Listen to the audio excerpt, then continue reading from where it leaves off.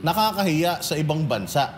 Kasi hindi lang ito mapapag-usapan sa Amerika at saka dito. Mapapag-usapan to sa buong mundo. Para tayong bansa ng adik, no? First time ito, partner, na ang isang first lady ng isang bansa na involved sa death and drugs.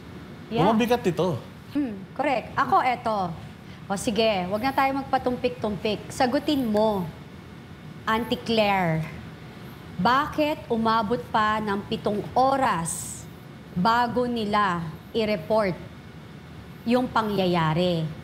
'Di ba? Bakit naghintay ka pa ng 7 oras bago nila ito pakuha or i-report?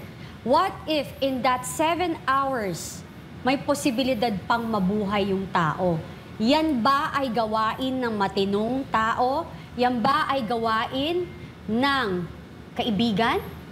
Yan ba ay gawain ng asawa ng presidente ng ating bansa? At dagdagan ko yan. Na-delay siya ng 7 hours bago ni-report. Pati si Claire, na-delay naglabas. Wala yang kahapon eh. Wala, Di ba? Wala ka, Claire. Kasi kung alam mo, umugong ito during the weekend eh. Correct. First thing in the morning ng Monday, dapat meron ka na. Nagplano na sila, palpak pa rin. Ano yan? Oo nga, ang matindi nga niya. Nilinis nyo muna? Mali pa ang sagot nila.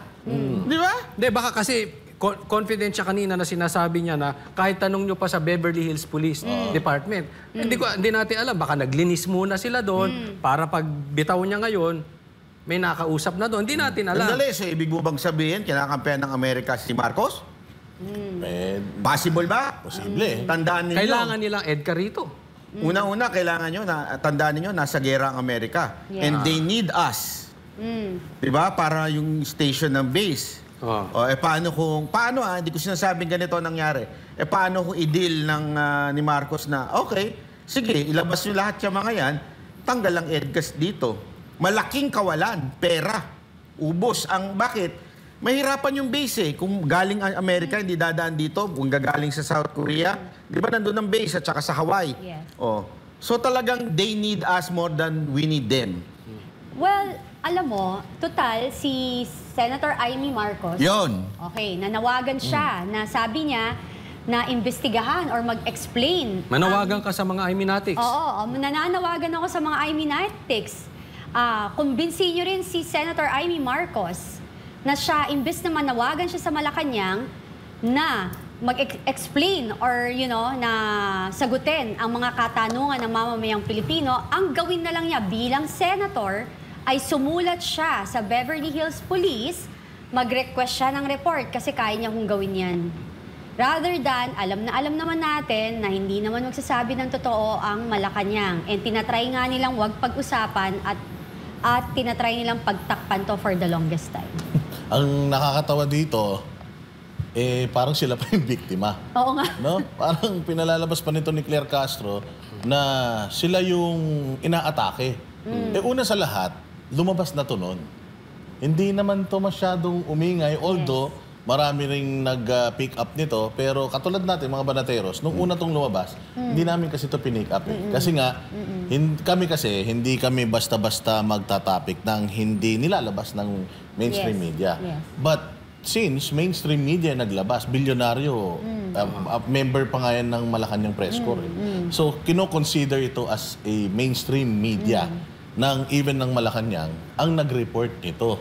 At saka wala naman silang sinabi sa report na siguradong-sigurado eh. Lahat naman yan, kinuha lang nila. Di umano. Kasi nga may lumabas na balita, so pinick up lang din nila yung balita. Ang pwede mo lang naman kasing gawin is pabulaanan mo ito eh. Yes. Pag sinabi mong peke yung dokumentong kumakalat, dapat may pinapakita kang dokumento na tama. Agree. So nasaan yung dokumentong tama? Yun yung gusto nating malaman. Tayo lahat dito, nagtatanong lang. Kasi nga, balita yan na nag-circulate over the weekend.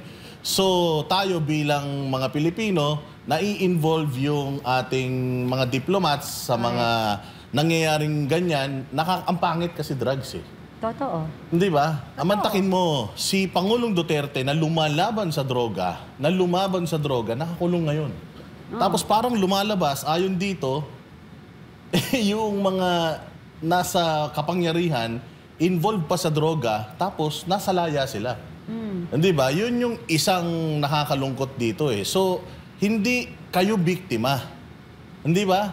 At kung sakaling biktima man kayo ng fake news, katulad ng sinasabi ninyo, kailangan maglabas kayo ng marami pang ebidensya para mapabulaanan ito. Kasi kami, gusto namin na hindi ma-involve yung First Lady dito. Nakakahiya sa ibang bansa. Kasi hindi lang ito mapapag-usapan sa Amerika eh, at saka dito. Mapapag-usapan to sa buong mundo. Para tayong bansa ng adik, no? First time ito, partner, na ang isang First Lady ng isang bansa na involved sa death and drugs. Yeah. Mabigat ito. So, hindi kayo biktima At dito. saka ano dito the way she answers yung mga question, napaka ad hominem niya. Hindi niya sinasagot ng direkta. Yeah. Ang lagi niya sinasabi, nini-name call niya yung mga journalist, pretending to be journalist. Oo. Diba? Lagi niya nini-name call. Instead of directly answering, may nilabas na dokumento. Eh di sana nilabas niya yung totoong dokumento. Agree. Kung yun ang sinasabi niya, may totoo, fake yun. Yes. Di ba? I mean, Mayroon bang kapangyarihan ng Malacanang to request for that report? Kasi na babadlight sila, di ba? Of course. Gobyerno yan. And ako rin, yung sa akin, meron ding ibang opisyales. Di ba, na government official na doon. It's time for you to speak up also. And yun nga, alam mo, ang dami-dami May media kasing... pa. Yes, ang dami kasing comments, ang daming, alam mo yung mga kanya-kanyang espekulasyon. The best way for you guys to do a hair follicle test. Done deal. Wala nang paikot-ikot, wala nang mahabang usapan. If you're not guilty of anything, why not do it? It's been like, ang tagal na nito eh. So, hindi natapos-tapos. Bakit ayaw niyong gawin? Tsaka para Bakit sa ayaw akin, nyo?